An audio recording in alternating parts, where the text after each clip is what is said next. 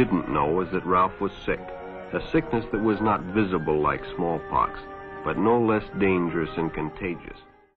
The essence of modernity is sort of a weaponized existentialism wielded by dishonest, oblivious idiots.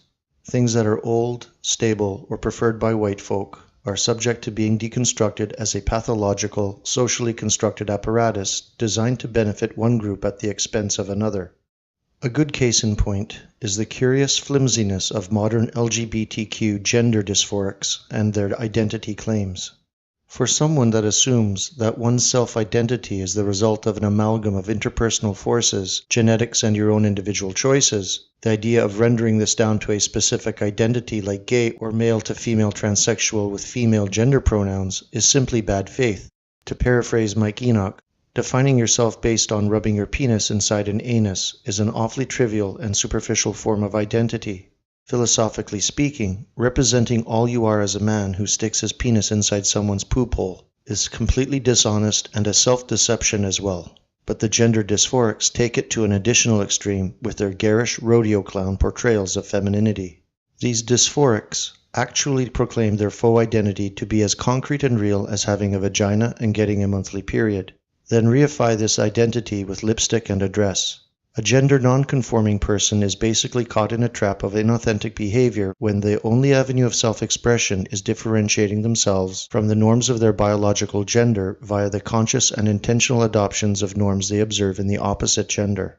One might ask if the feeling of not being a man is congruent with identifying as the opposite of a man. But clearly this sort of critical self-analysis escapes a guy who represents womanhood with a drag costume. Does putting on makeup and wearing skirts make one a woman? Does using the ladies' restroom make you a woman? Clearly the answer to both of these questions is no. The problem with constructing an artificial identity on weak premises is that, like a sandcastle beaten by the waves of countless shitlords and turfs, it's doomed to failure the minute it confronts external reality. Jean-Paul Sartre's assertion that hell is other people rings especially hard in the ears of individuals desperately pretending to be something they aren't. This is the real contention of the gender abortions.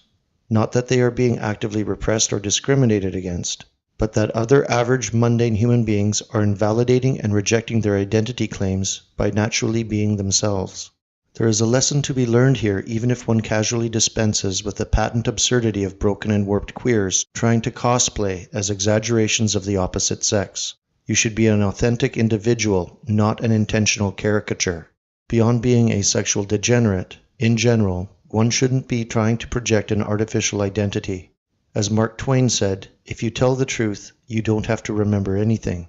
You definitely won't need to remember when to take your hormone replacement therapy pills, if you can accept that your body is gender assigned at birth.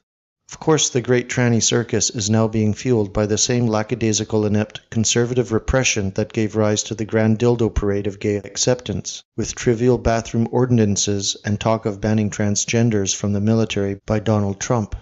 Social justice warriors feed on this sort of paper tiger resistance to their next crusade.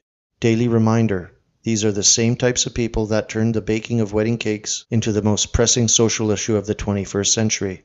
Much as we want to cheer on anti-LGBTQ measures, in practice these are just minor stumbling blocks for the acolytes of Dildo Lek. What we really need is a leader capable of succinctly stating that gender dysphorics are deranged symptoms of a general social decline and do not deserve any accommodations whatsoever to the rousing support of an audience relieved to hear someone say what we've all been thinking. If Germaine Greer can publicly deny the validity of trans women, why the fuck can't a right-wing politician leader do the same thing instead of beating around the bush with lame arguments about medical costs?